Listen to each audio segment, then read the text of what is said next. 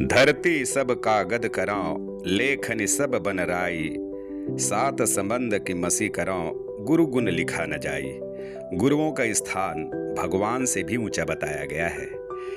हिंदी के प्रगतिशील विचारधारा के कवि हुए हैं भवानी प्रसाद मिश्र जी। उनकी एक रचना है शिक्षक, जो आप लोगों के समक्ष मैं प्रस्तुत करने जा रहा हूँ।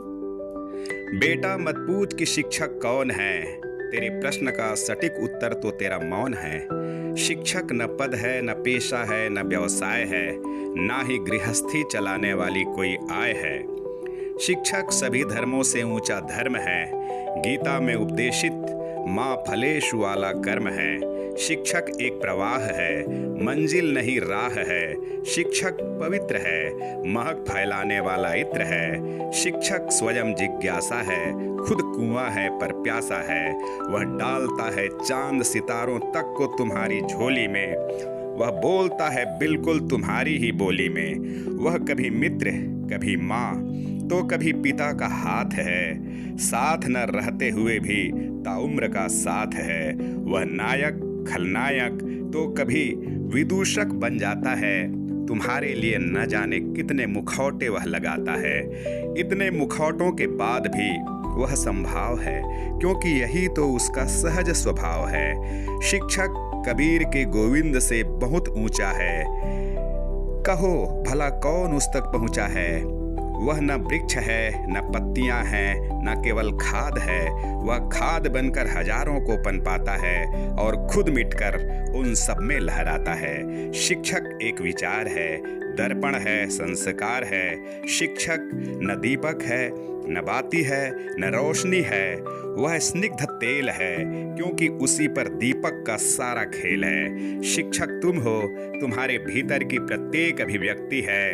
कैसे कह सकते हो कि वह केवल एक व्यक्ति है। शिक्षक चाणक्य, सांदीपनि, तो कभी विश्वामित्र है। गुरु और शिष्य की प्रवाही परंपरा का चित्र है। शिक्षक भाषा का मर्म है, अपने शिष्यों के लिए वर्म है। साक्षी और साक्ष्य है, चिर अन्वेषित लक्ष्य है। शिक्षक अनुभूत सत्य है, स्वयं एक तथ्य है। शिक्षक उसर को उर्वरा करने की हिम्मत है। स्व के आहूतियों के द्वारा पर के विकास की कीमत है।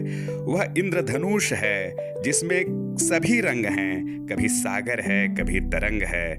वह रोज छोटे छोटे सपनों से मिलता है, मानो उसके बहाने स्वयं खिलता है। वह राष्ट्रपति होकर भी पहले शिक्षक होने का गौरव है। वह पुष्प का बाह्य सौंदर्य नहीं, कभी न मिटने वाली सौरभ है। वह भोजन पकाता है, दूध और फल लाता है। इसके बावजूद अपनी मुख्य भूमिका को बखूबी निभाता है। बदलते परिवेश की आंधियों में अपनी उड़ान को जिंदा रखने वाली पतंग है। अनगढ़ और बिखरे विचारों के दौर में मात्राओं के दायरे में बद्ध भावों को अभिव्यक्त करने वाला छंद है। हाँ, अगर ढूंढोगे तो उसमें सैकड़ों कमियां नजर आएंगी। तुम्हारे आसपास जैसी ही कोई सूरत नजर आएगी, लेकिन यकीन मानो, जब वह अपनी भूमिका में होता है तब जमीन का होकर भी आसमान सा होता है। अगर चाहते हो उसे जानना, ठीक ठीक पहचानना, तो सारे पूर्वाग्रहों को मिट्टी में गाड़ दो। अपनी आस्तीन पे लगी अहम की रेत झाड़ दो। फाड़ दो वे पन्ने जिनमें बेतुकी शिकायतें हैं।